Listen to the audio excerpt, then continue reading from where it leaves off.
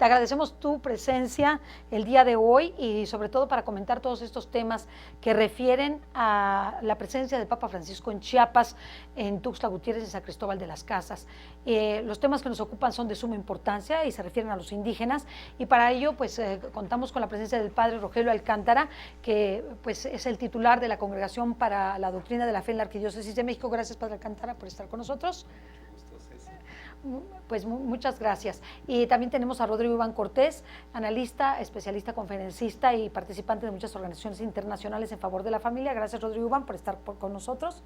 Gracias a ti. A Gerardo Ceballos, historiador, pues un historiador magnífico que participa de forma muy ilustrada en esta área, con gran provecho para México. Así que tenemos a Gerardo Ceballos. Gracias, Gerardo, por estar con nosotros. Muchas gracias. Y finalmente a Rosa María Ordaz, que está con nosotros y nos ha acompañado el día de hoy y que está transmitiendo como parte del staff de transmisión, y que ella es vaticanista, periodista, comunicadora. Gracias, Rosy, por estar con nosotros. Encantada y agradecida de estar aquí con ustedes. Pues bien, estamos ya iniciando precisamente este tema, comentando lo que ha ocurrido en San Cristóbal de las Casas y que ocurrirá también en Tuxtla Gutiérrez, cosas importantísimas que refieren a los indígenas. Y me gustaría un poco que nuestros compañeros que nos acompañan el día de hoy nos hablen pues de Chiapas, nos hablen un poquito de la diócesis de Chiapas, cómo surgió, y el padre Alcántara nos ayude para comprender el mensaje del Santo Padre que ha sido dado a los indígenas de una manera especial frente a tanto dolor, pobreza, injusticia que ellos mismos dijeron y manifestaron al Santo Padre. Así que vamos a iniciar. Promete ser un programa muy interesante, así que no te lo pierdas, continúa con él. Ayúdanos un poquito, Gerardo, para saber cómo tuvimos este inicio de la diócesis de San Cristóbal de las Casas, y cómo se inició todo este proceso de formación de nuestra iglesia, y cómo hemos ido evolucionando y en unas cosas muy importantes y en otras tomando retos que son importantes para poder llevar a los indígenas la palabra de Dios. Cuéntanos un poquito, ¿qué nos puedes decir al respecto? Bueno, Cecilia, por principio la diócesis de San Cristóbal de las Casas nace como la diócesis de Ciudad Real.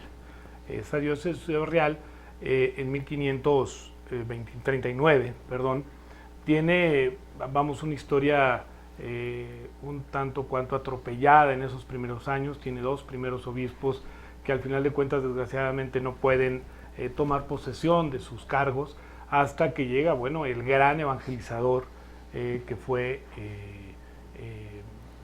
el obispo de las Casas, que le da incluso el nombre, hasta muchos años después, a la diócesis de San Cristóbal.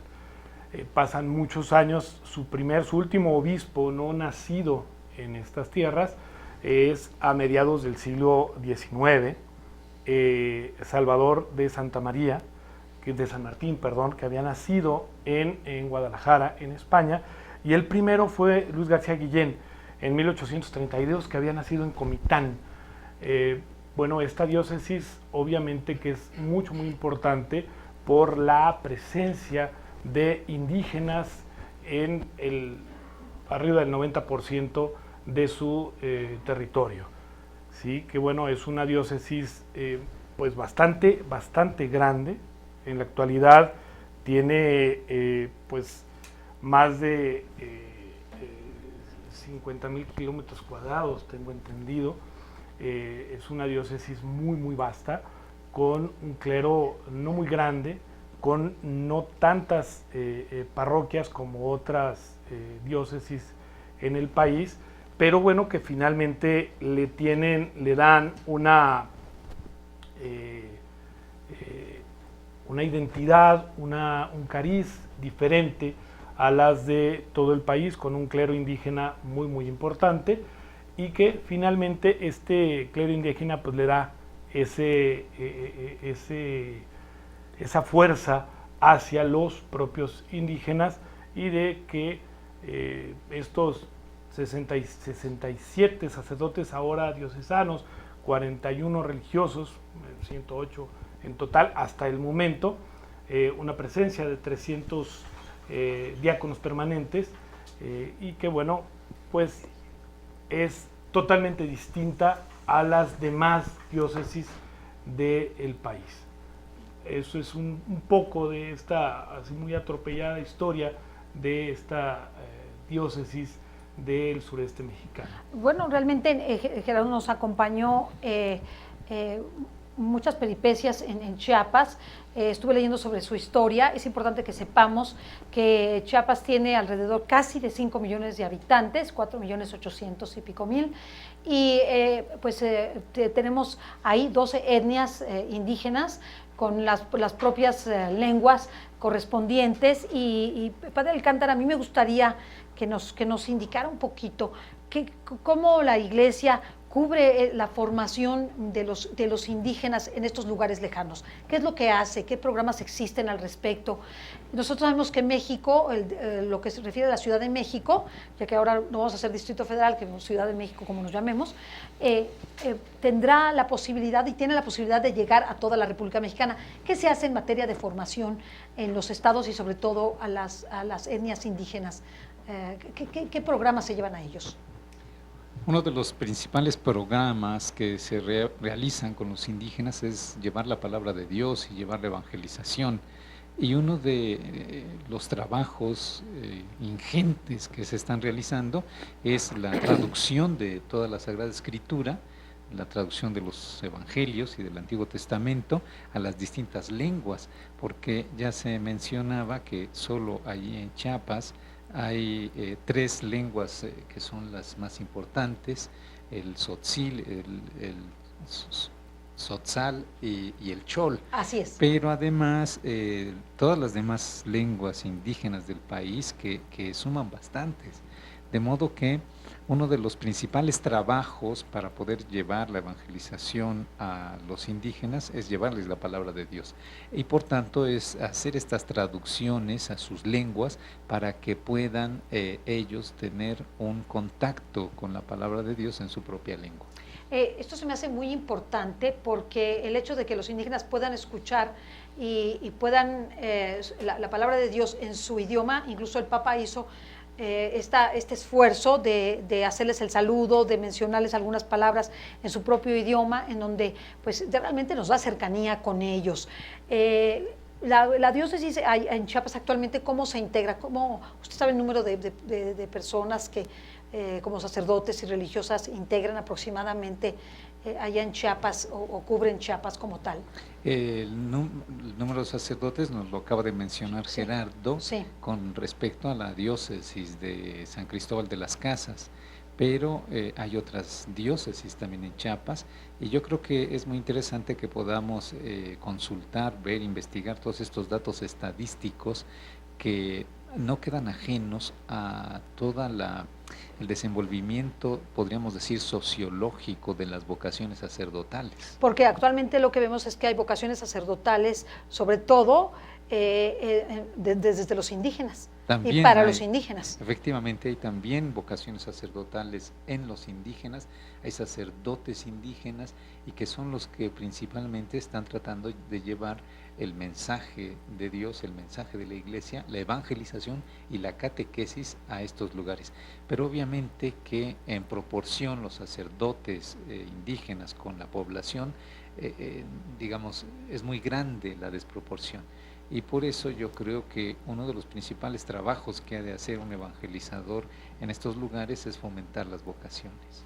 Esto se me hace muy importante, y quisiera preguntarle, siendo titular de la Congregación para la Doctrina de la Fe y escuchando al Santo Padre hablarnos de estos temas, ¿qué le ocurre a usted en su interior, ya que es usted un formador nato, un formador por esencia? Su propia orden de sacerdotes están como misioneros de San Juan Pablo II, están en favor de esta formación. ¿Qué reto le supone a usted llegar hasta estos lugares?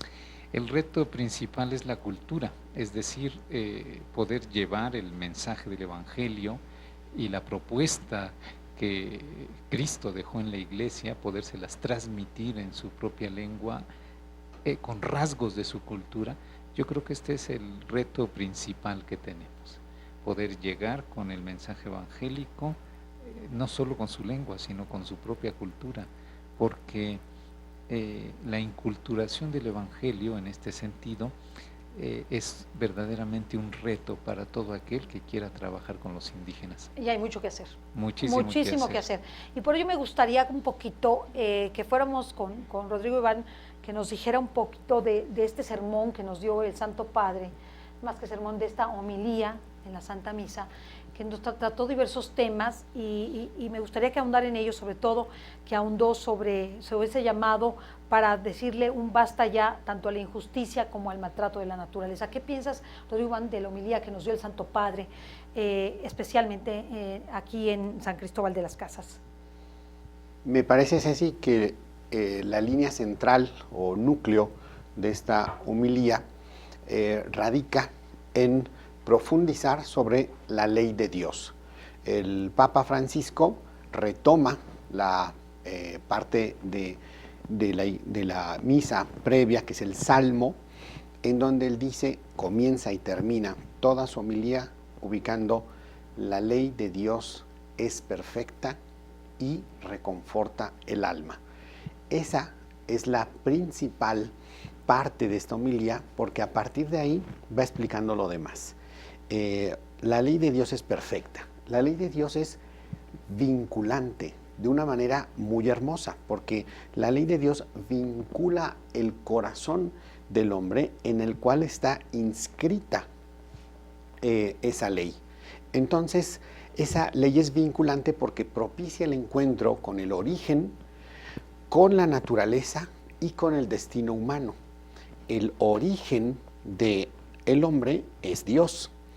La naturaleza que Dios crea para el ser humano y que lo inserta en una naturaleza que es su casa común, está para el servicio y la exaltación de la creación del hombre y Dios. Entonces, esto se va dirigiendo hacia la tercera parte de esta ley, que es la plenitud.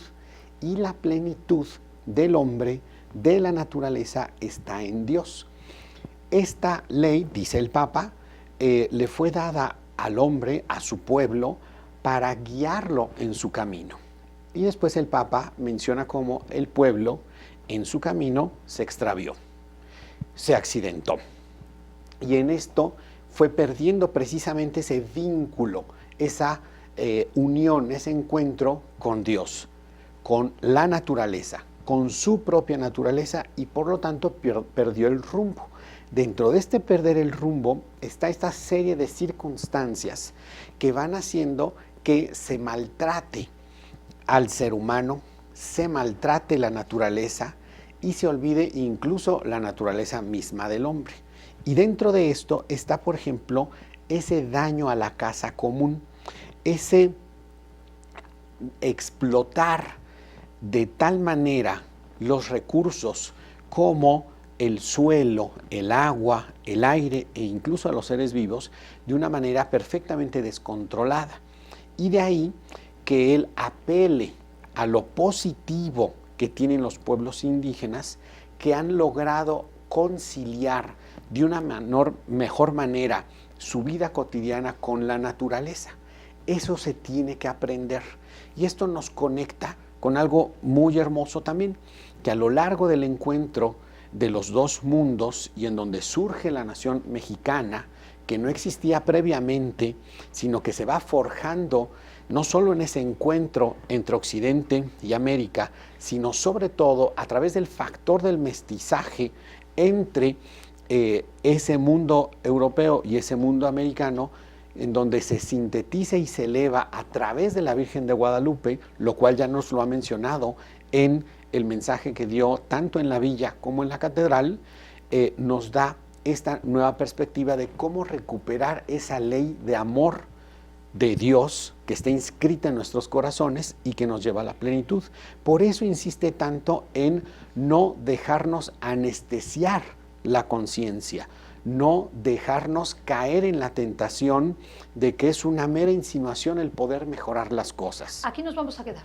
Aquí nos vamos a quedar porque nos tenemos que ir a un pequeño corte. Bueno, pues estamos regresando aquí a Mundo Católico TV y a KWTV. Gracias por estar con nosotros y estamos hablando un poco de esta homilía del Santo Padre en San Cristóbal de las Casas. ¿Qué fue lo que les dijo a los indígenas? Y estaba hablando Rodrigo Iván y nos estaba explicando ya esta conclusión y cómo ir discerniendo las palabras del Santo Padre. Dinos, Rodrigo Iván, donde nos quedamos, ¿qué es lo que les está enviando el Santo Padre como mensaje? Sí, el mensaje es que hay que recuperar esa ley divina. Y esa ley divina es una ley muy particular, porque es la que nos vuelve a vincular con Él y con el prójimo. Por lo tanto, es una ley de amor, es una ley de perdón. Y esto nos conecta con toda su gira, que es una gira como peregrino, como misionero de la misericordia. Por eso es muy importante atajar ahorita la cuestión de la teología de la liberación, ya que existe una gran confusión al respecto. Hay algunas personas que dicen cosas muy positivas de ella, otras personas que dicen cosas muy negativas de ella. Entonces hay que distinguir. Y hagámoslo esto desde el magisterio mismo de la Iglesia. Si nos ponemos a ver, el Papa Juan Pablo II, tanto en la Solicitudo Rei Socialis como en la Centesimus Annus, habla sobre la teología de la liberación y menciona lo increíblemente positivo que es la expresión misma cuando ésta se entiende dentro de esta ley del amor. Y recordemos cómo la Sagrada Congregación de la Doctrina de la Fe, cuando Ratzinger estaba a cargo de ella, sacó un par de escritos para entenderla muy bien y atajar lo que vendría siendo un grave error. Cuando la teología de la liberación significa una adopción del análisis crítico marxista que se basa no en la ley del amor, sino en su opuesto, la lucha de clases y por lo tanto el odio como motor de la historia, se inmanentiza la esperanza trascendente en Cristo Salvador y se vuelve un vil proyecto político subordinando toda la fe, todo el magisterio a unas lecturas sumamente inadecuadas que terminan llevando hacia el odio y por lo tanto no liberando ni al hombre, ni a la sociedad, ni a nada.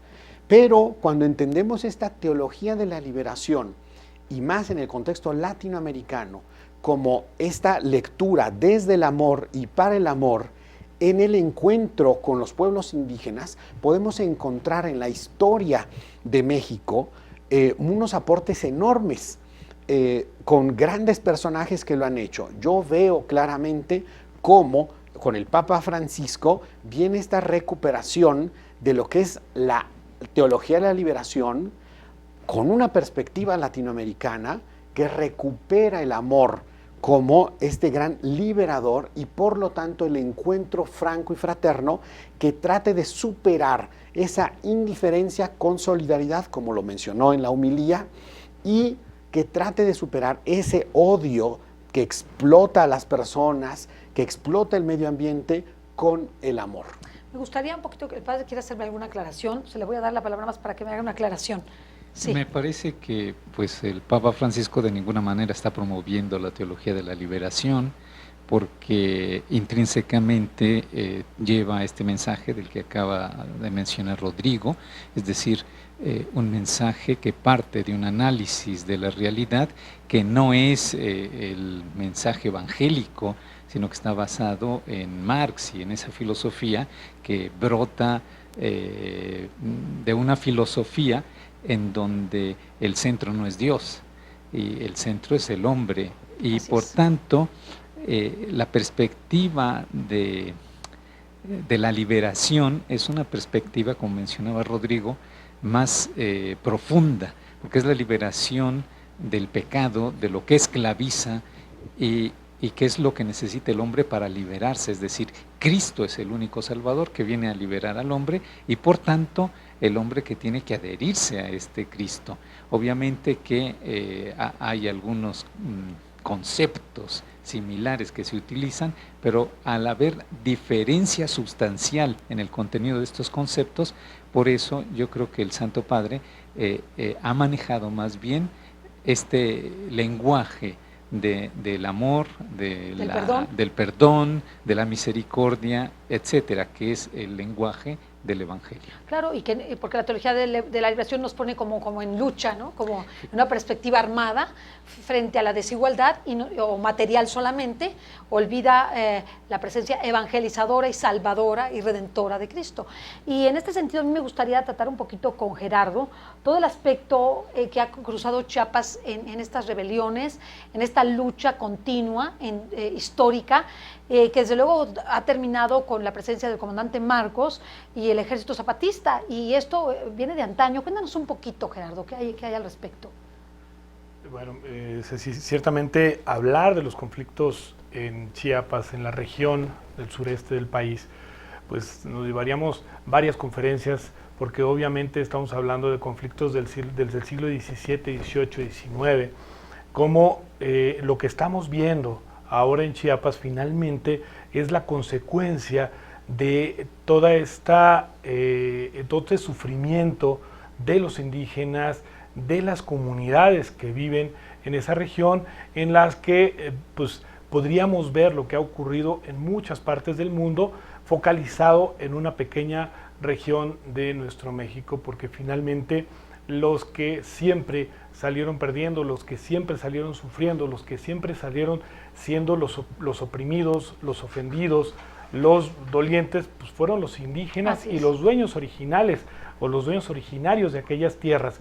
Y obviamente todos estos conflictos previos a la independencia, posteriores e incluso algunos durante el periodo de la Revolución de Independencia en México, y algunos obviamente ligados a muchos otros conflictos, incluso en la península a finales del siglo XIX, principios del siglo XX, y como bien decía Ceci, el conflicto zapatista, que bueno, está ligado con otros tantos conflictos que aparecen en la región y que obviamente se agudizan por la presencia de grupos de iglesias de tipo evangélico, que obviamente dividen de alguna manera más a las comunidades, que dividen más a la sociedad en Chiapas, y que bueno, ha provocado que familias enteras queden desplazadas incluso de sus propias comunidades, y que bueno, una parte de la familia esté en otra comunidad distinta a la propia.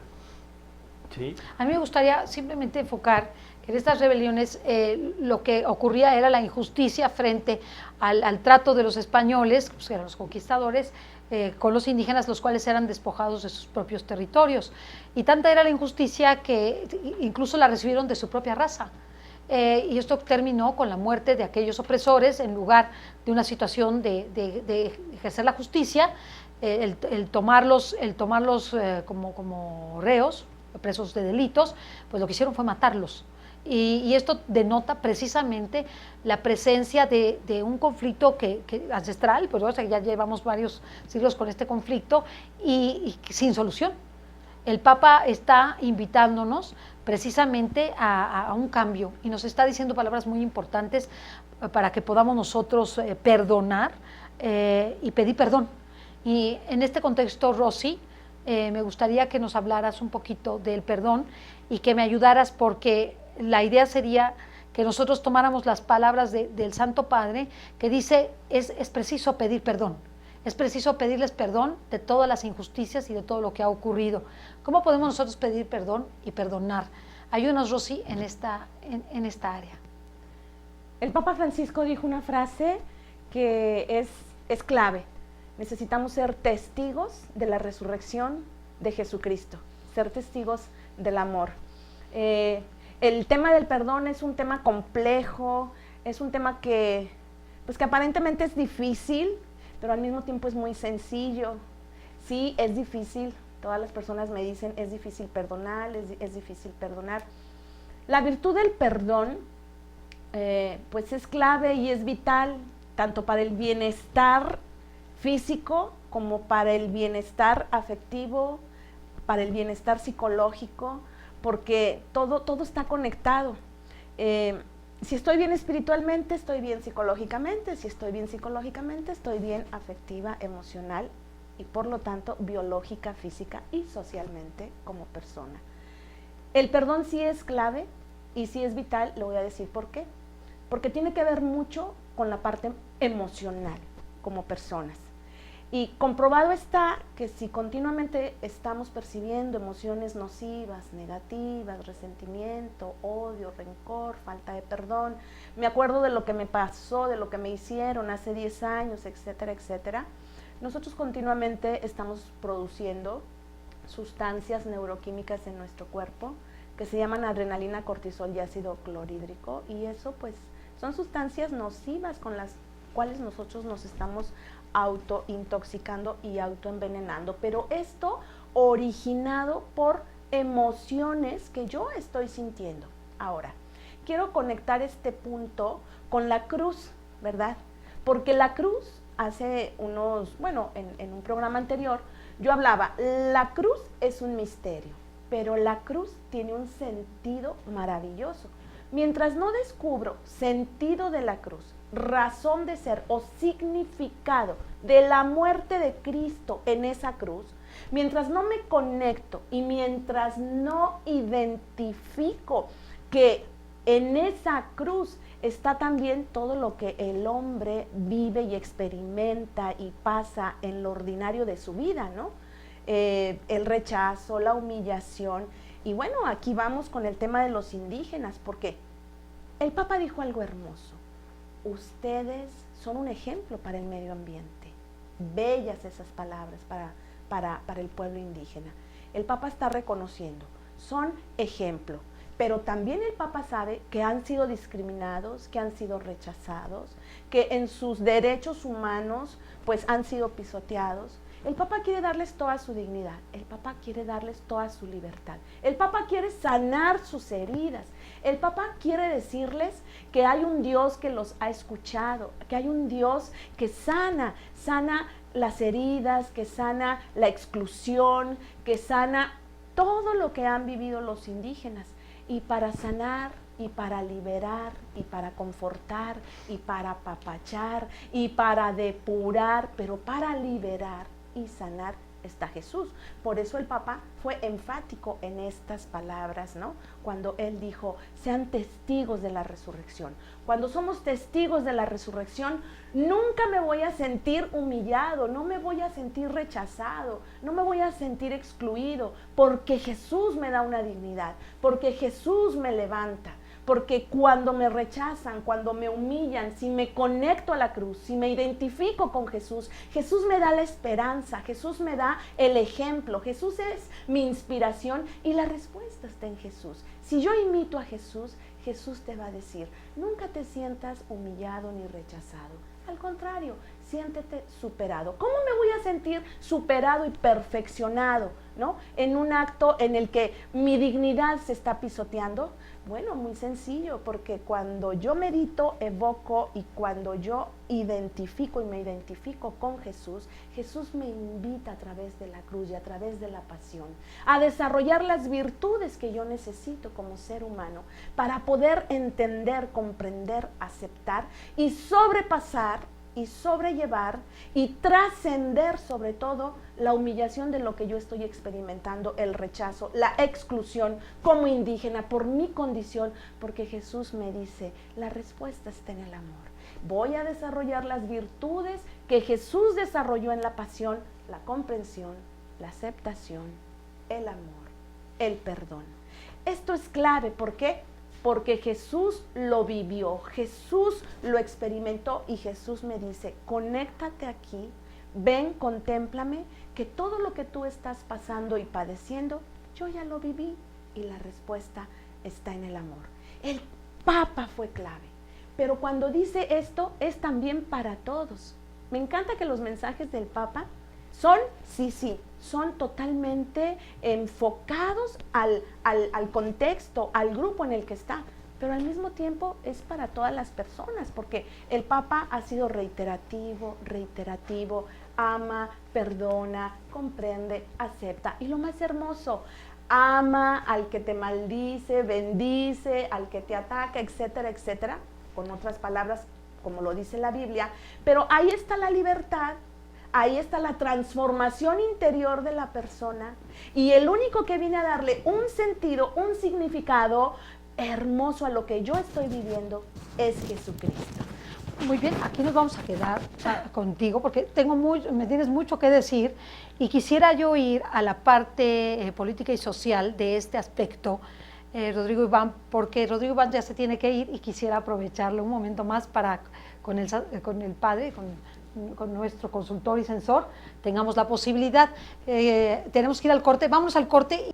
Bueno, estamos regresando de este corte, estás en www.mundocatólico.tv y también por KWTV. Gracias por estar con nosotros, estamos pues concluyendo este panel que refiere precisamente a las conclusiones de aquello que les ha dicho el Papa Francisco a los indígenas en San Cristóbal de las Casas. Y teníamos a Rodrigo Iván, después de terminar Rosy, sobre todo que nos ha hablado un poquito de la cruz y del perdón, y quisiera yo centrarme con Rodrigo Iván, ayúdame Rodrigo Iván, a ver estas conclusiones, pero en el área política y social. ¿Cómo podemos efectivamente, como católicos en este tiempo, participar social y políticamente en la ayuda de estos grupos vulnerables y sobre todo de los indígenas? ¿Qué te parece si nos das tu conclusión?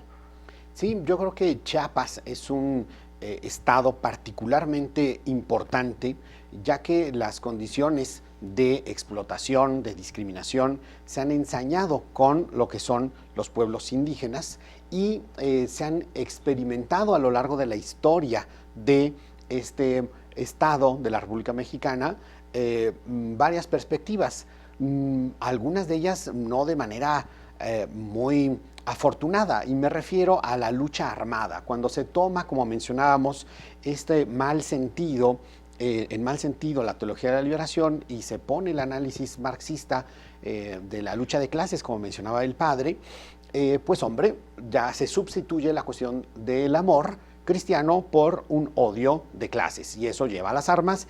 Y preguntémonos, ¿qué ha resuelto una lucha armada? ¿Qué sangre ha dado fruto? Y ahí es donde tenemos que cambiar la perspectiva y tenemos que ver, bueno, una sangre que da fruto es más bien la sangre del sacrificio de Jesucristo, cuando los fieles laicos en verdad toman esa sangre y la hacen un fruto de obras de amor misericordioso y buscan la justicia desde la misericordia, como el Papa Francisco lo ha mencionado.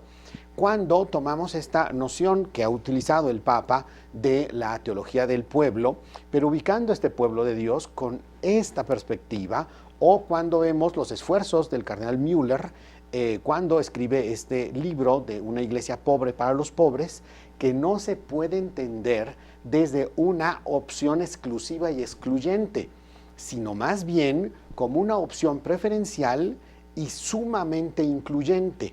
Esto, ¿cómo lo debemos tomar los fieles laicos? Pues debemos tomarlo con un espíritu de profecía, un espíritu profético en el sentido de denunciar lo que esté mal, anunciar la buena nueva y sobre todo poniendo en obra nuestra fe, haciendo de esta fe cultura. Y si tenemos esta perspectiva de misericordia, tenemos que ver que ni las armas resuelven, ni el dinero resuelve. Lo que resuelve bien es la justicia. El Estado al cual se le ha invertido más dinero en la historia reciente de México es Chiapas. En donde hay más programas sociales es Chiapas. Y sin embargo seguimos teniendo un pueblo más pobre de ahí. Por lo tanto, tenemos que ver que la corrupción, esa corrupción que señalaba el Papa el día de ayer y antier, pues esa es la que está impidiendo, poniendo de manera estructural el pecado, está impidiendo que se logre una justicia. Y los fieles laicos estamos y debemos estar comprometidos con el bien común, con una perspectiva de encuentro, de diálogo y de solidaridad. Y en la medida en que esto se convierta, como él lo dice, en primerear iniciativas para resolver la grave injusticia, estaremos mejor. Yo creo que has dicho un punto fundamental. Tenemos que impulsar iniciativas tanto del lado político como del lado social, que permitan ayudar, comprender, cuidar, guiar, formar, educar, inculturar a los indígenas con toda su tradición dentro del desarrollo y de la civilización del amor. Yo creo que en la civilización del amor todos ganan, y desde luego los indígenas no perderán su identidad, porque los respetaremos y los ayudaremos con su propia forma de ser, con su propio lenguaje, con su propia historia, con su propia cultura, pero los vamos a ayudar a evangelizarlos. Yo creo que has tocado un punto fundamental. No podemos quitar, o sea, nuestra fe no puede estar separada de las obras, no puede, de un impacto social, de un impacto político. El Papa nos está invitando en lo social y en lo político a actuar como católicos, a estar en las primeras filas, a servir a los demás, y yo creo que esto es muy importante, y yo quisiera, Padre, que nos ayudara precisamente a ver toda esta parte en donde nosotros podemos hacer algo, tanto como laicos como sacerdotes. Padre, ¿qué podemos hacer nosotros para que efectivamente y eficazmente podamos hacer esta contribución social y política dentro de nuestra fe, involucrándonos para poder dar un fruto a estos grupos vulnerables como son los indígenas? ¿Qué piensa usted, Padre? ¿Qué podemos hacer?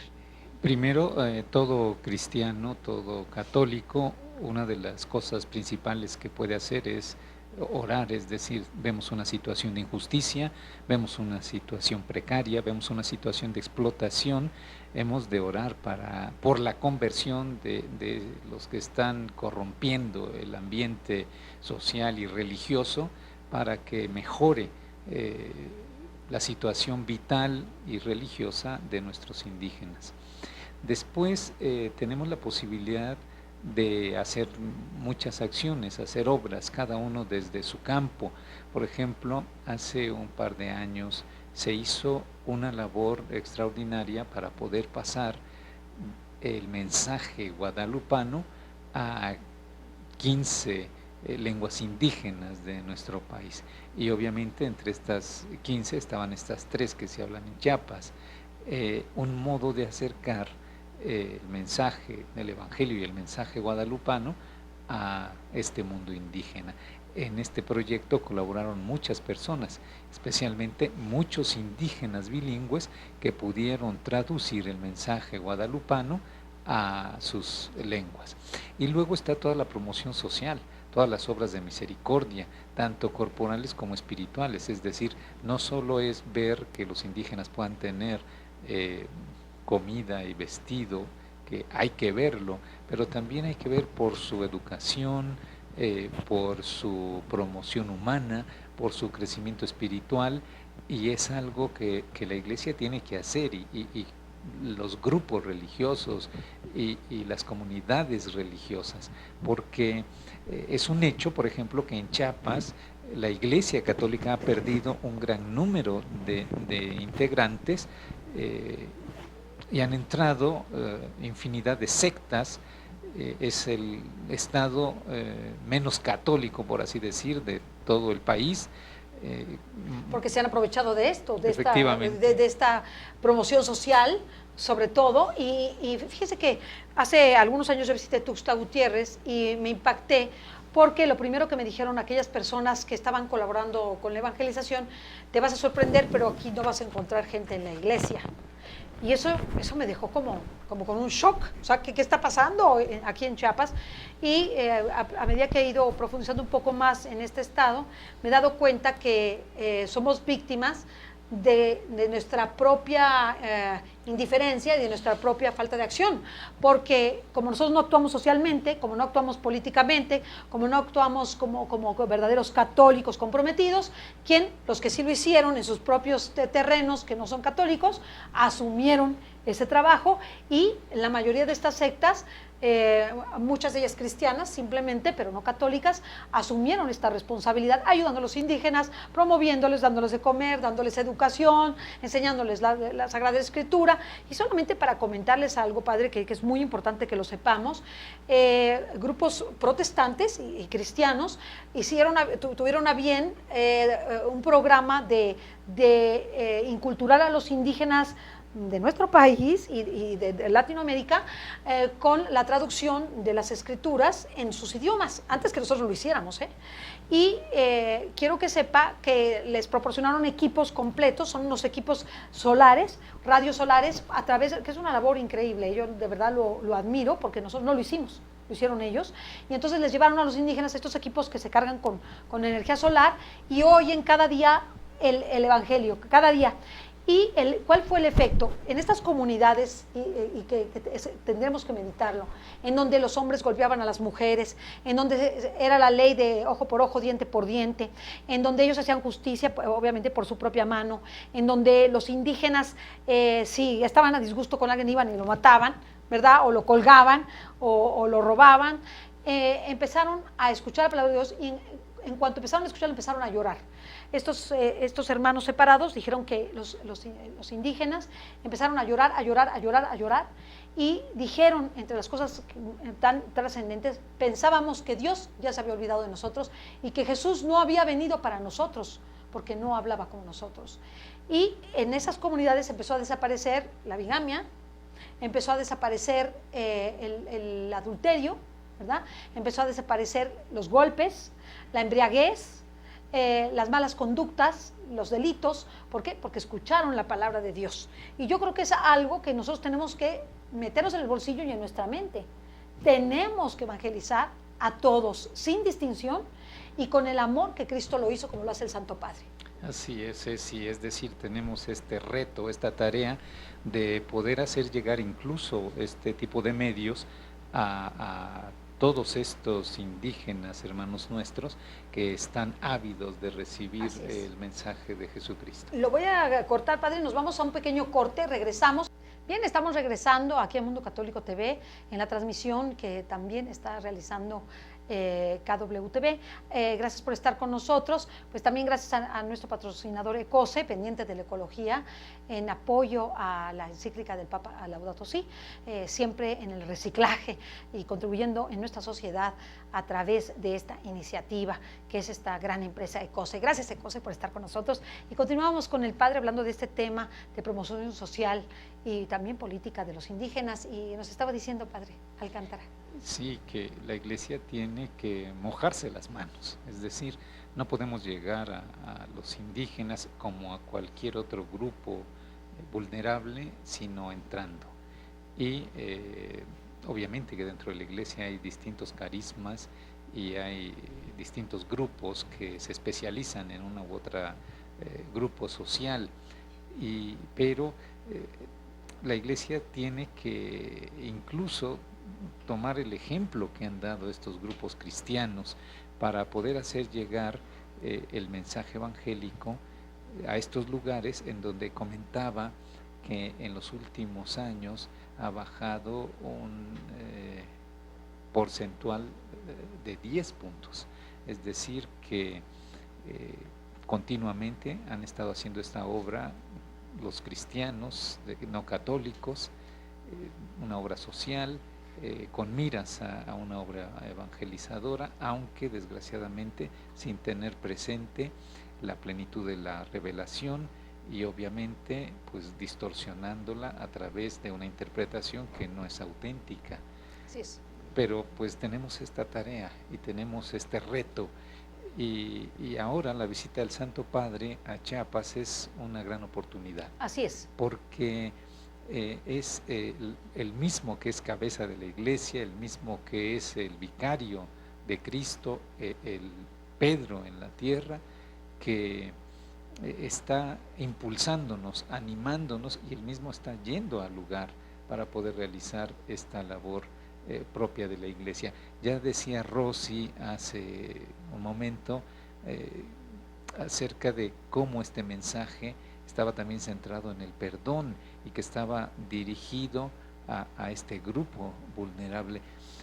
Pero mientras ella iba hablando, yo pensaba que este mensaje hermosísimo que está dirigido a los indígenas, en donde trata de promoverlos, en donde trata de rescatar los valores que tienen incluso para enseñar a toda la humanidad, pero que en la práctica nos encontramos con una discriminación. ¿Qué opinas, Rosy, al respecto? Estoy totalmente de acuerdo con usted, padre.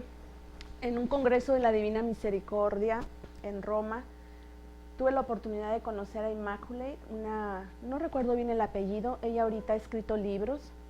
Ella fue víctima de una masacre pues muy famosa, creo que fue en África, no recuerdo bien cómo se llama la masacre, donde entraron y mataron muchísimas personas de color negro en África, mataron toda su familia.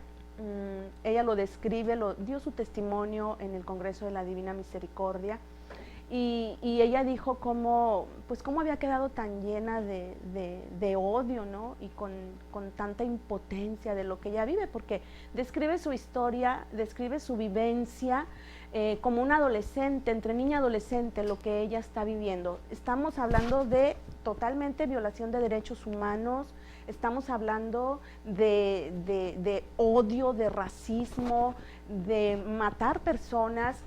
Y en ese Congreso de la Divina Misericordia, ella habló de pues lo que había dentro de su corazón, ¿no?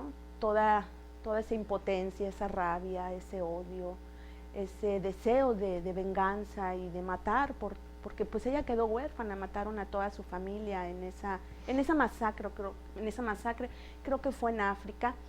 Pero después sucede algo maravilloso en su vida. Ella tiene un encuentro con Jesús, ella conoce la Divina Misericordia, ella conoce los frutos, los beneficios, los dones, los regalos, los milagros ocultos en el perdón.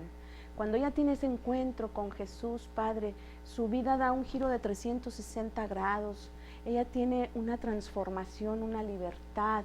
Ella logra perdonar todo lo que ella vivió en esa masacre, y cuando ella va pues describiendo su testimonio, muchas personas ahí en San Giovanni Laterano lloramos, ¿no? Porque vimos lo que hace realmente, lo que hace Jesús, cómo Jesús nos resucita el amor, cómo Jesús nos resucita la verdad, nos resucita el perdón, nos resucita el sentido, nos resucita la libertad, nos resucita la comprensión, nos resucita porque estamos muertos. En estos tiempos actuales es difícil, lo sé, la cruz es una contradicción. Usted dijo, vivimos tiempos tan difíciles en los que es complejo hablar de perdón, es complejo hablar de los mensajes que el Papa trae, de los mensajes de los que el Papa es embajador. Ya algunos colegas periodistas lo entrevistaron, pero no entrevistaron al Papa, sino entrevistaron a la cabeza de los jesuitas, y decían, en un mundo en el que se habla de misericordia, cuando hay tanta inmisericordia, ¿verdad? Así lo dijeron. Entonces, no es difícil hablar y ser embajador de estos mensajes. Entonces, pues el padre, que es el presidente y la cabeza de los jesuitas, dijo, sí, es difícil, mas no es imposible. He ahí la tarea, he ahí la labor, ¿no? De concientizar y de llegar al corazón de las personas y de ser embajador de un mensaje que es alcanzable, que es rico, que es sencillo al mismo tiempo dentro de toda su complejidad. Yo retomo lo que dije hace pues unos minutos, dentro de toda esa complejidad puede ser muy sencillo. Tenemos muchos enemigos, sí, Padre, estamos conscientes: relativismo, utilitarismo, egoísmo, hedonismo, todas estas corrientes, ideologías, modas, ¿verdad?, de los que estamos bombardeados de mucha mentira. Pero si nuestros oídos y nuestros 5 sentidos espirituales, y en esos los más importantes, el oír y el ver, siempre están conectados a Dios, a Jesús, entonces nosotros estaremos dirigiéndonos siempre hacia la verdad. Y Jesús dijo, la verdad os hará libres del egoísmo, de la impotencia, del sentirse víctimas, del estar muertos en vida, del no tener esperanza, del sentirnos siempre así. ¿Cuántos jóvenes hoy actualmente en el mundo no se sienten así, víctimas del bullying? ¿Cuánta gente no se quiere suicidar? ¿Cuánta gente cree que ya no hay esperanza? Mas sin embargo la hay, Y el Papa lo está gritando. Hay esperanza, hay alegría, porque eso es Jesús. Jesús sana las heridas, Jesús nos llena de alegría, Jesús es esperanza y Jesús viene a darle un sentido. Cuando yo escuché a Immaculée en el Congreso de la Divina Misericordia en Roma, me di cuenta, Jesús viene a darle un sentido esplendoroso a la tragedia más desgarradora del hombre, de la persona. Cuando ella quería morirse, cuando ella no podía perdonar, mataron a toda su familia, ella fue testigo en esa masacre. Entonces tiene el encuentro con Jesús y Jesús a través de la cruz le viene a dar un sentido a esa tragedia, porque Jesús viene a decirle, lo viví en un contexto diferente, a una dimensión distinta, pero yo lo viví, hice mía esa tragedia, hice mío todo el dolor por el que tú pasaste, Immaculée, ¿verdad? Pero aquí estoy yo, mira el ejemplo. Yo dije, Padre, perdónalos porque no saben lo que hacen.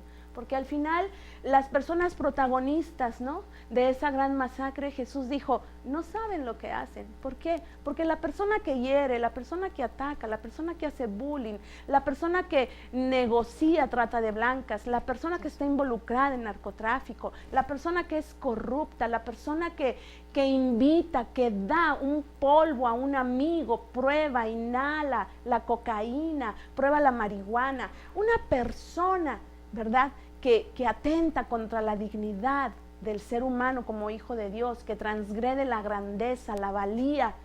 Somos y fuimos creados a imagen y semejanza de Dios, y Dios es perfección, Dios es santo, Dios es pureza, Dios es esplendoroso, Dios es divino. Esa es nuestra identidad como hijos de Dios. Entonces, trata de blancas, narcotráfico, guerras, etcétera, no viene de Dios, no es nuestra verdad, mas cuando las personas hemos sido víctimas de tanta mentira, tenemos siempre la luz, tenemos la esperanza, tenemos la alegría y no estamos solos, porque ahí está Jesús. Entonces ahí tenemos a Immaculée. Sí. Hoy escribió un libro, ella tiene su libro, es una mujer que da su testimonio y que grita, ¿ves lo que puede hacer Jesús con lo más desgarrador de tu vida? Lo puede transformar en lo más glorioso, en lo más esplendoroso, y viene a transformarlo en oro. Pero ese es el sentido de la cruz. Fíjate que esto me parece muy importante lo que nos mencionas, y volviendo a los indígenas, porque este es el tema que nos ocupa, desde luego el testimonio de todas aquellas personas que han sido vejadas, estos indígenas que aparecieron y le expresaron su opinión o su propuesta al Santo Padre o su propia historia, y lo vimos, Gerardo, hablaron precisamente de esta injusticia. Y yo creo que a lo largo de la historia, los indígenas en nuestro país, desde la conquista, desde que empezó la conquista, fueron víctimas de muchísima injusticia. Pero lo que es más triste es que no se ha acabado esa injusticia. Siempre ha habido promotores de los indígenas y promotores de la justicia. ¿Nos podrías hablar un poquito de estos promotores de la justicia dentro de la historia en México, de estos frailes que tuvieron a bien ayudar a los indígenas? Háblanos un poquito del contexto histórico en donde vemos que estos indígenas fueron auxiliados por la Iglesia. Bueno, ciertamente, como ya lo decía hace un rato, refiriéndome a Bartolomé de las Casas, el primer gran evangelizador en la región.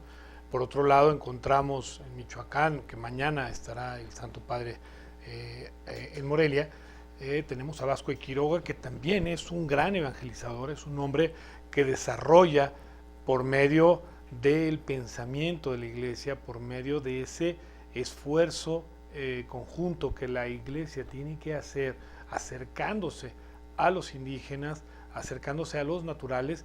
Bueno, pues en Michoacán fue con Vasco de Quiroga, en Chiapas y en toda aquella región fue con Bartolomé de las Casas, y no fue otra cosa sino acercarse a la gente, acercarse a esos naturales que obviamente esperaban lo que ahora llamó el Santo Padre la cariñoterapia, acercarse a ellos, abrazarlos, comprenderlos, conocerlos, amarlos en su naturaleza, en su ser, en su sentir, y que obviamente la Iglesia, desgraciadamente, o muchos hombres de Iglesia, que no es la misma Iglesia, muchos hombres que han estado en la Iglesia, han dejado de acercarse a ellos, ¿sí? Lo que decía el Santo Padre ahora es que no puede quedar nadie fuera, todos somos necesarios.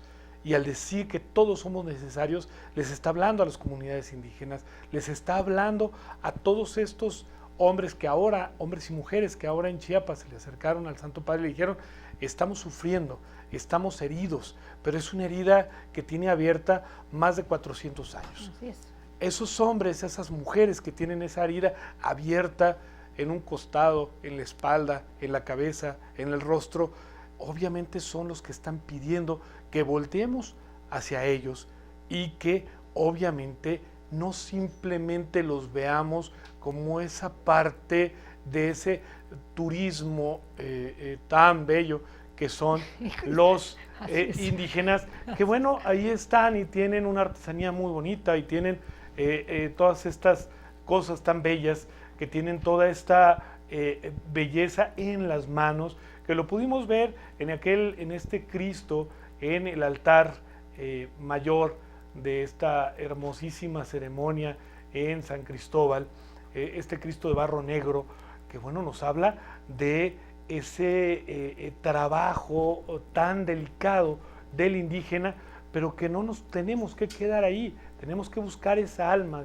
ese espíritu, tenemos que buscar a esos hombres, esas mujeres, ancianos y niños que están pidiendo a gritos que los veamos como lo que son, como lo que somos, hijos de Dios, con diferentes colores, con diferentes tamaños, con diferentes complexiones, por así llamarles, y con diferentes idiomas, pero que Dios nos habla en todos los idiomas, y que finalmente entendamos que muchos de nosotros hemos cometido errores y los vamos a seguir cometiendo, desgraciadamente, pero la caridad es lo que nos va a ayudar a que esos hombres, esas mujeres que están esperando de nosotros y que nosotros tenemos que esperar de ellos el mensaje para seguir adelante, acercándonos finalmente a Dios, porque ese es el fin último con el que nosotros estamos y que tenemos que releer y reentender a Bartolomé Las Casas, a Vasco de Quiroga, a Fray Juan Zumárraga y tantos otros que desde los primeros años y hasta nuestros días, bueno, siguen trabajando en esta realidad y en este ser indígenas, ¿sí? Ahora, bueno, con don Felipe Arizmendi, que está con un trabajo muy intenso, luchando por rescatar a estas comunidades, por llevar cada vez de manera distinta el mensaje del Evangelio, que también, pues obviamente es trabajar por eliminar todas estas injusticias que lo hemos repetido cada uno de los que estamos aquí, injusticia, injusticia, injusticia. ¿Y la cómo lo vamos a remediar? Necesitamos remediarlo precisamente con la justicia, con la palabra de Dios y con llevar a la práctica esa palabra de Dios. Leí hace algunas horas un mensaje que una amiga colocó en una de las redes sociales que decía: a Juan Pablo hay que verlo, a Juan Pablo II, a San Juan Pablo II, a Benedicto hay que leerlo, pero a Francisco hay que seguirlo, con ese ejemplo que nos da. Así es. Hay que tocarlo. Exactamente, aunque es un punto. Vámonos a un corte. Pues estamos regresando de la pausa. Agradecemos a La Moderna el favor de su patrocinio. Gracias a esta empresa dedicada a nuestra sociedad y a dar fuentes de empleo. Así que gracias a La Moderna, siempre presente en la visita del Papa, sobre todo en este día en que el Papa visita Chiapas. Y lo que nos ocupa el día de hoy, pues es precisamente esta relación entre la Iglesia y los indígenas, este tema tan interesante. Y para ello tú lo puedes ver en www.mundocatólico.tv y también por KW. Gracias a KW por estar transmitiendo nuestra señal en la que nosotros podemos llegar a todo el mundo. Gracias, KW. Pues muy bien, estábamos hablando un poco, padre, de todo esto que refiere precisamente a la incorporación de los indígenas por la vía social, por la vía política y aún por la vía de la evangelización. Y hablábamos de la trascendencia de todo esto y de cómo podíamos nosotros contribuir dentro del ámbito donde nos encontramos. Y usted nos está hablando un poquito de todo esto. y sobre todo evitar esta línea de la discriminación, esto que ocurre y que entre nosotros mismos como mexicanos pues decimos y usamos frases, ¿verdad?, que son peyorativas del indígena, ¿no? Como te bajaron del cerro a tamborazos, no sé, alguna otra que me comentabas tú, Gerardo, ¿cuál era el que me comentabas? Básicamente sería Sí, esa, que sí. bueno, lo interesante y que creo que el padre nos podrá dar más luces, que es una expresión que ahora resulta ser peyorativa, pero que originalmente era una expresión de llevar al indígena, bajarlo efectivamente del cerro. Eso se utilizó mucho tiempo en Michoacán, especialmente en la parroquia de Quiroga, en donde, bueno, pues llamaban a los indígenas que estaban ocultos, estaban escondidos después de las masacres de Nuño de Guzmán en aquella región, estaban escondidos en los cerros. Entonces ellos estaban acostumbrados que para sus ceremonias se les llamaba por medio de tambores, ¿sí? Por medio de los sonidos de los tambores. Ellos sabían que era el momento de llegar al pueblo, a la comunidad, para algún evento importante. Entonces, en aquella época, pues sí se les bajaba tamborazos, porque los tamborazos, los tambores sonaban y ellos sabían que había que llegar. Y entonces era unirse en la oración, ¿sí? Llevar por medio de su tradición a la oración. Y entonces pues los indígenas bajaban y llegaban a la parroquia, llegaban a la comunidad, al templo, a hacer la oración con los cristianos o con sus hermanos que ya estaban esperándolos para unirse en esa fuerza espiritual que es muy, muy importante. Aunque me parece que esta tradición es más de este lado de los purépechas, ¿no? Sí, en Quiroga, exactamente. En la región, precisamente, digo, Quiroga es una de las orillas de la ribera del lago de Pátzcuaro, que es donde se asentaron se asentó esta cultura precisamente. Entonces, bueno, pues los purépechas fueron masacrados por Nuño de Guzmán, como yo lo decía hace un momento, y en el momento en que llega Vasco de Quiroga, bueno, primero como parte de la segunda audiencia, a revisar lo que no había hecho la primera audiencia, y después ya como el primer obispo de Michoacán, entonces Vasco de Quiroga comienza a buscar cuáles eran las tradiciones, qué era lo que los indígenas hacían para reunirse.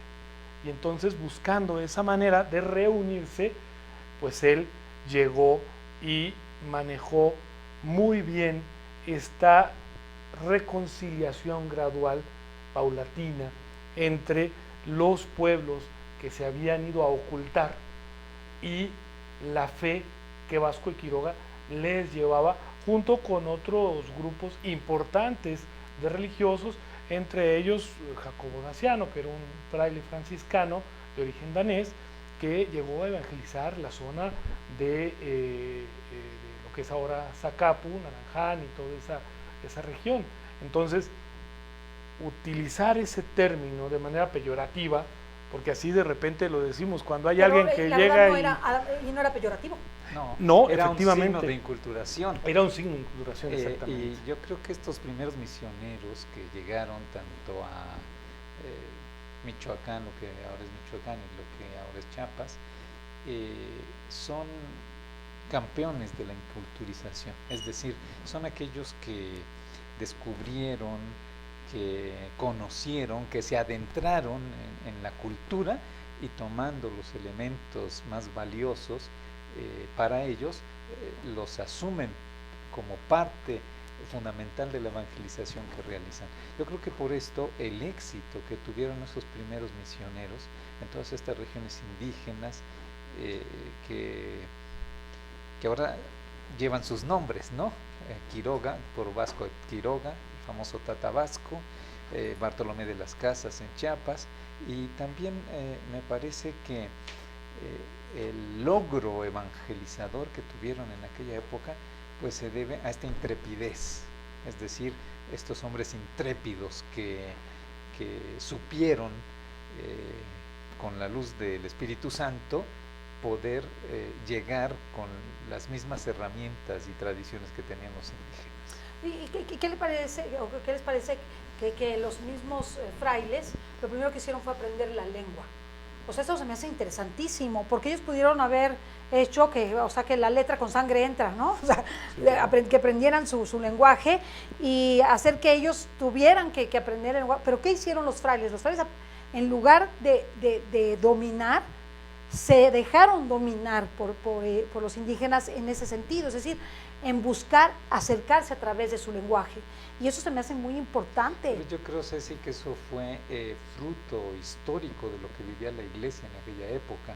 Es decir, había pasado el Concilio de Trento, había una efervescencia del descubrimiento de nuevos lugares y había un celo misionero tremendo, es decir, los jesuitas, los dominicos, los franciscanos, que se apuntaban para ir de misión, y que hubo incluso grandes personajes que quisieron venir a México, personajes de la época, como por ejemplo San Juan de Ávila, un gran santo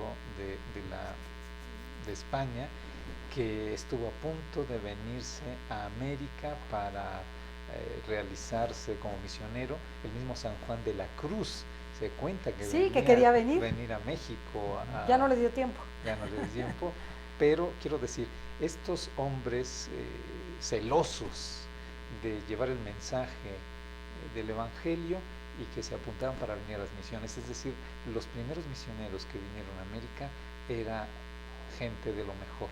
Se dice que el mismo Fray Juan de Zumárraga, franciscano que estaba en su convento, pasó por allí el rey Carlos V, y que fue el que lo envía diciendo: no, a México, bueno, a la Nueva España se irá este hombre, un hombre profundo, un hombre reflexivo, un hombre de vida espiritual.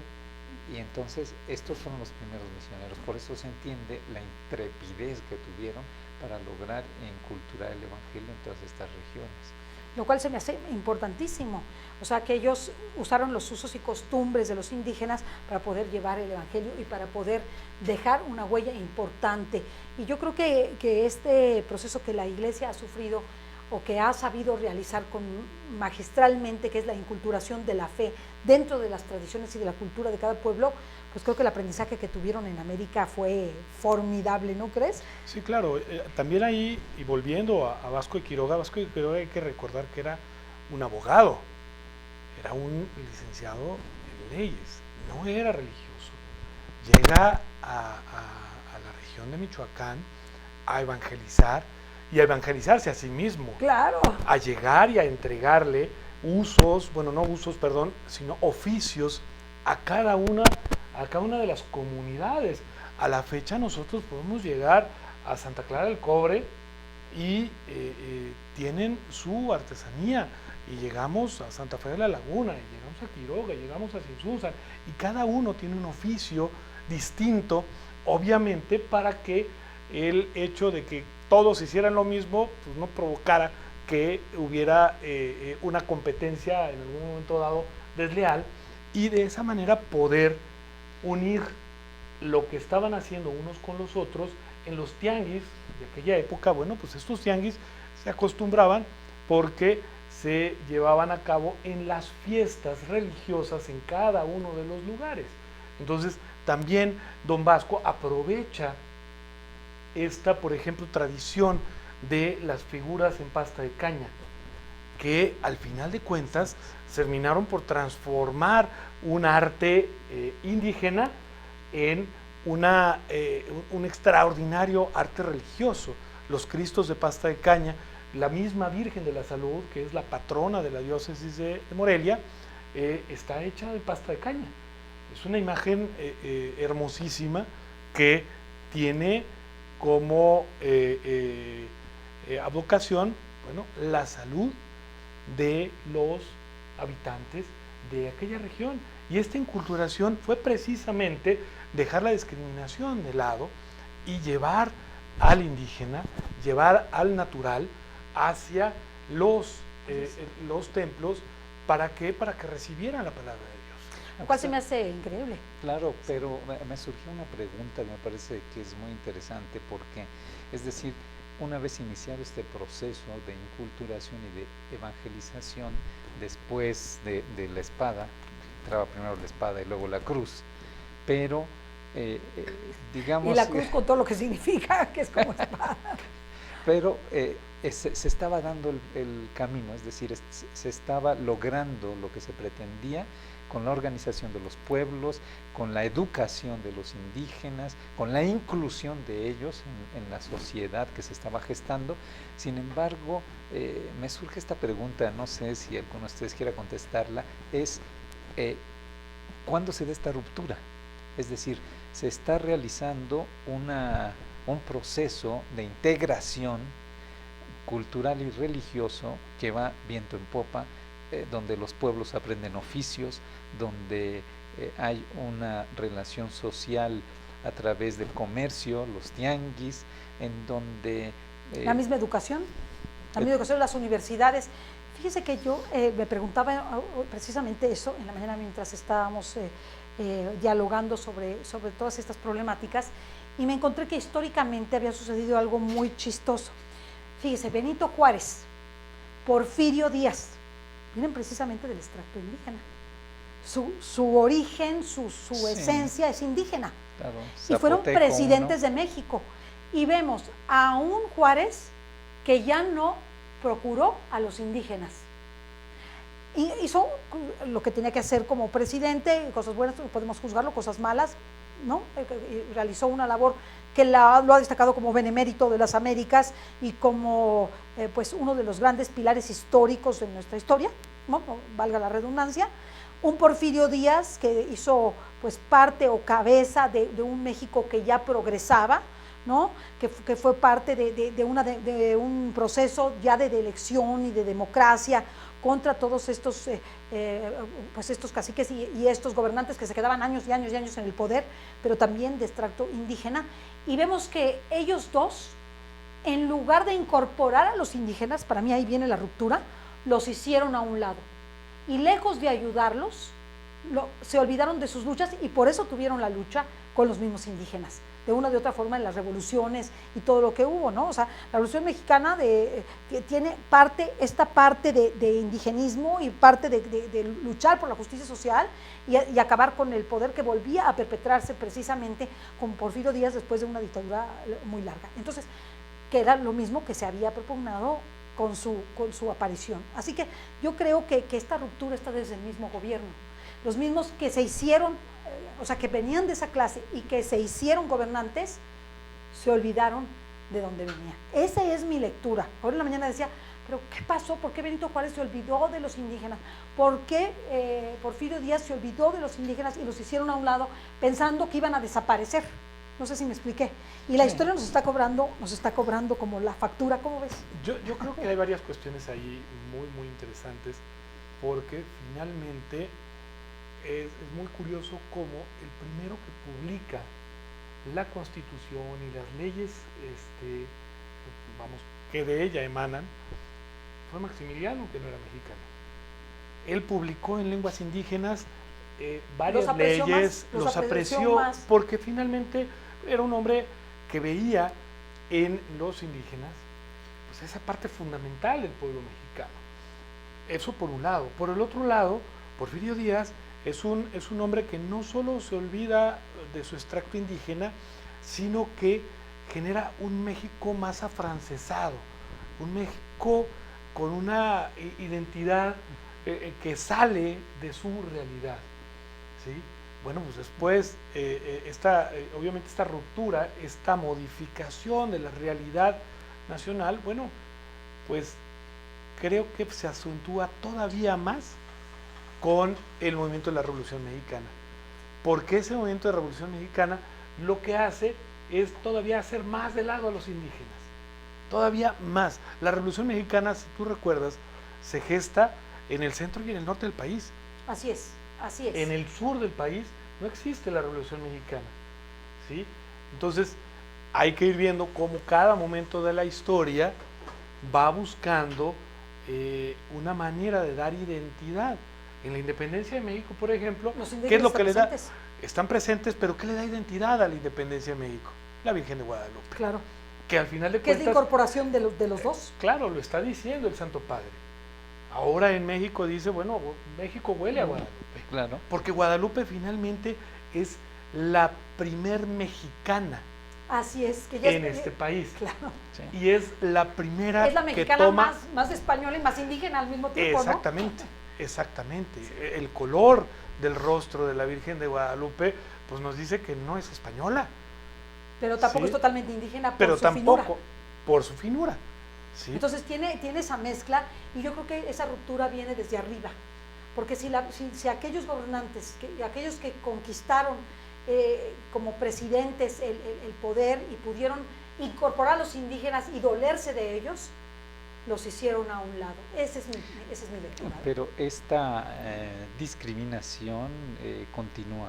Y no Es se ha decir, terminado, Así es. no se ha terminado. Pero yo pensaba también que, aunque es dramático, es trágico la situación de los indígenas en Chiapas, es todavía más trágica la situación de los indígenas en la Ciudad de México. Es terrible. Es decir, en Chiapas están en su ambiente vital, están llevando a cabo su cultura, sus costumbres, su lengua, sus tradiciones, pero muchos de ellos emigran y hay una gran cantidad de indígenas en esta ciudad que podríamos decir que incluso más que en Chiapas. Es decir, ¿Y cómo tratamos nosotros a los indígenas aquí? O sea, veamos cómo los tratamos. ¿Están pidiendo limosna en las calles? ¿Están prostituidos? ¿Golpeados? ¿Son víctimas de la trata de personas? ¿Son víctimas de toda clase de vejaciones? Es más, nosotros mismos ni siquiera nos preocupamos por ellos. Ni siquiera decimos, ¿qué vamos a hacer? ¿Qué vamos a hacer con los...? Porque la mayoría de las personas que viven en la calle son indígenas. así es, es una discriminación de hecho, es decir, Silenciosa. así es, al grado de que ellos mismos se sienten discriminados. Por ejemplo, puede estar un indígena fuera de un restaurante y él mismo no se atreve a cruzar esa puerta. Esto manifiesta que ellos han asumido esta discriminación y la viven dramáticamente. Pues vámonos a un corte. Pues estamos aquí en mundocatólico.tv y en KWTV. Nos estás escuchando en vivo. Gracias por estar con nosotros en esta transmisión tan importante. Pero estamos hablando un poco, padre, antes de que entrara Carlos Humberto, de esta discriminación que sufren los indígenas en la Ciudad de México. Y la verdad es que esto nos hace meditar mucho como sociedad. Yo quisiera preguntarle, y me surge esta pregunta, ¿qué podríamos hacer, tanto la iglesia como los sacerdotes religiosos, como los laicos, en favor de estas comunidades indígenas que vienen pensando que van a encontrar una vida mejor aquí en la ciudad y que se encuentran francamente con explotación, pobreza, miseria y muerte? ¿Qué podríamos hacer? ¿Cómo podemos incorporarlos? ¿Qué podríamos hacer por ellos? Yo creo que una cosa fundamental es simplemente nuestra actitud ante ellos. Es decir, como primer paso, que seguramente todos en la calle nos encontramos siempre con un indígena. Y entonces esta actitud de no rechazo, esta actitud de acogerlos al menos con la mirada, esta actitud de que no se sientan discriminados por nuestra postura, por nuestros gestos, y eso sería ya un gran paso, porque podemos tener actitudes de misericordia con ellos. Simplemente regatearles las cosas que nos venden. Efectivamente. O sea, porque ellos en la calle nos venden su material, ¿no? Y a mí me ha ocurrido que antes, porque pues uno está muy mal, esa es la verdad, y muy poco evangelizado, siempre llegan en la calle y te ofrecen cosas hasta lindas, y tú sabes, pues ¿cuánto es lo menos? ¿Cuánto es lo menos? Y no nos damos cuenta que es precio de sangre, que es precio de pobreza, que es precio de discriminación, y que a un indígena no le debemos regatear, ni siquiera eso. Si Ni no, siquiera eso ni es siquiera eso, una venta. ¿Tú qué piensas al respecto? Fíjate que ahora ahora que estaba diciendo el padre, verlos con ojos de misericordia, acercarnos, apoyarlos.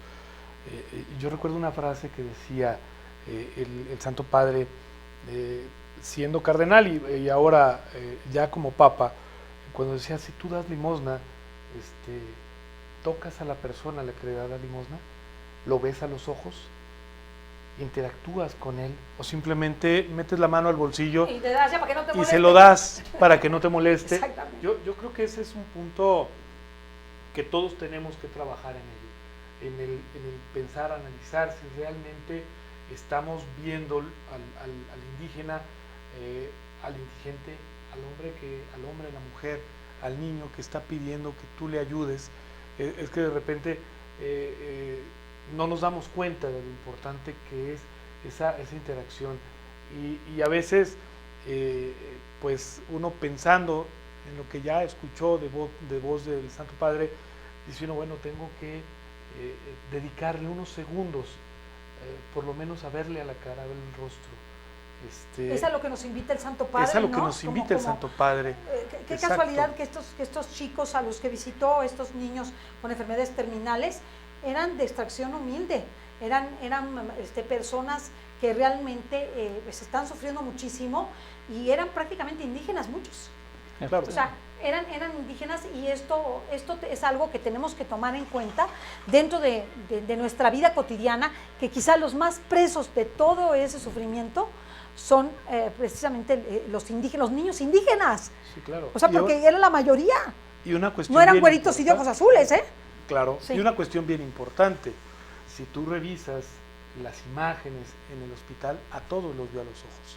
A todos. A todos los miró a los ojos. A todos los tocó, a Con todos los vio los ojos. tuvo ese contacto. visual que es tan importante. Muy Esa importante. misericordia de encontrarse con él, de compadecer. Esto es con muy él. curioso que el Papa le dé mucha importancia a la mirada. De hecho, en ¿Es la el Papa de la Basílica mirada? en la Basílica de Guadalupe hizo una homilía breve, muy profunda, sencilla, comprensible, pero al mismo tiempo profunda, pero terminó la homilía pidiendo a la Virgen. Él mismo tuvo este gesto de que le pusieron una silla en la que él daba la espalda al pueblo, pero que estaba frente a la imagen de la Virgen, mirándola a los ojos. Es decir, que la evangelización no consiste solo en un adoctrinamiento. La evangelización es más completa y más compleja. Es poder compartir al otro la fe y que se la empiezo a compartir con mi mirada. Eso es, pero cuando hablamos de mirada, hablamos de algo más. O sea, es ver y es entender, comprender, encontrarme, esa cultura del encuentro a que el Papa nos invita. Porque tú cuando agarras y le das el peso, le das el dinero, le das la torta que te sobró, porque eso es lo que le damos, o la comida que ya no queremos, o el vestido que ya está roto y no lo queremos, es decir, no estamos mirando. Estamos simplemente deshaciéndonos hasta de lo que nos sobra. El mirar significa asumir al otro. Cuando vemos en las Escrituras que dice Jesucristo, lo miró y le dijo, ¿no? Entonces, la verdad es que lo miró con amor. Incluso hay veces que dice, lo miró con amor. Sí. Entonces, no es lo mismo. O sea, mirar no es solamente te entregué, ¿no? O te di, ¿no? O ver. No. Yo creo que por eso la riqueza de nuestro lenguaje, que utilizamos dos verbos, uno para hablar de manera superficial algo que tú ves, y luego este otro verbo mirar, es decir, en el que tú ves con profundidad, tú miras, tú como si tuviéramos que ponerle sentimiento a la mirada, este sentimiento de compasión, es decir, de padecer con él, que es lo que quiere decir la palabra compasión, que es curioso porque hay varios verbos que utilizan las mismas raíces, como es el empatizar viene también de darme cuenta de lo que el otro padece, de simpatizar, que estamos de algún modo padeciendo juntos algo, pero todavía solo a nivel de sentimiento, pero el mirar con compasión o con misericordia, que es otra cosa. Que implica el involucrarse personalmente en eso. Exactamente, y yo creo que es a lo que nos está llamando el Papa Francisco y Cristo. Veamos con misericordia y actuemos en consecuencia. Involúcrate, te va a doler involucrarte, te va a costar, te va a implicar tiempo, esfuerzo y dinero. Y lo siento por ti, por mí, por todos, pero esa es la cruz. Y si asumiéramos la cruz como una mirada de Dios hacia nosotros y de nosotros hacia Dios, seríamos muy felices. Él nos estaba mirando desde la cruz. Y el hecho de que venga el Papa es una mirada de Dios hacia nosotros. Nos está viendo con compasión, con misericordia. Dice, este pueblo mío se me pierde, se me va. Este pueblo que tanto amado a mi madre necesita ayuda y nos manda ¿a quién? A su representante en la tierra, al pontífice, al que hace puentes entre el cielo y la tierra. Y fíjate que en este sentido, yo creo que el Papa ha sintonizado con los indígenas, mirando la vida de San Juan Diego. En la Basílica de Guadalupe, cuando estaba dando su homilía, parecía como si él estuviera tomando la postura de Juan Diego, diciéndole a la Virgen, manda otro. Dijo, es que la Virgen se empecinó, le dijo, no, tú tienes que ser. Así Luego es. entonces, como si él sintiera esta mirada de la Virgen que le está diciendo, tú eres el que vas a llevar mi mensaje, tú tienes que ser. Bueno, pues se nos acabó el tiempo. Padre, desgraciadamente para salir al aire, pero regresamos nosotros. Gracias por estar con nosotros. Gracias a La Moderna por también compartir con nosotros pues toda su entrega como empresa responsable. Gracias también a ECOSE por lo que nos ha dado durante estas transmisiones, y gracias a KW por haber transmitido al mundo entero también nuestra señal, y gracias al Mundo Católico y a todos los que en ella participan. Gracias a Carlos Humberto por sus participaciones, que queremos asumirlo más. Desgraciadamente no nos fue posible, y gracias a todos ustedes por el favor de su atención. Hasta la próxima.